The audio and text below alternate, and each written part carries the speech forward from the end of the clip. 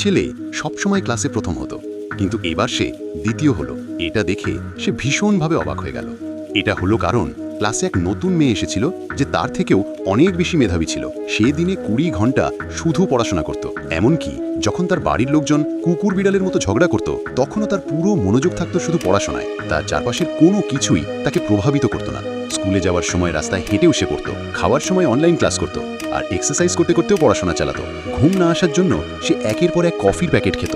এখন ছেলেটি যে কোনোভাবে পরের বার আবার প্রথম হতে চাইছিল। তখন সে জানতে পারলো যে মেয়ে সময় বাঁচানোর জন্য দৌড়ে বাড়ি যায়। তাই ছেলেটি স্কুটারে বাড়ি যাওয়া শুরু করলো, যাতে মেয়ের আগে পৌঁছতে পারে। যখন মেয়ে 1 প্যাকেট কফি খেত, ছেলে একসাথে 2 প্যাকেট খেত। রাত জেগে অনেক পড়াশোনা করার পর যখন সে বাড়ি ফিরছিল, দেখলো মেয়ে তখনও পড়ছে, কিন্তু সে হাল ছাড়ল না। ঘুম পেয়ে যাওয়ার পরও সারা রাত পড়াশোনা করে গেল, কিন্তু ঘুম না নেওয়ার কারণে পরের দিন স্কুলে সে অচেতন হয়ে পড়ে গেল। চেতনা ফেরার পর সে নিজেকে হাসপাতালে পেল, কিন্তু সেখান থেকেও সে আবার পড়াশোনা করতে বেরিয়ে পড়ল।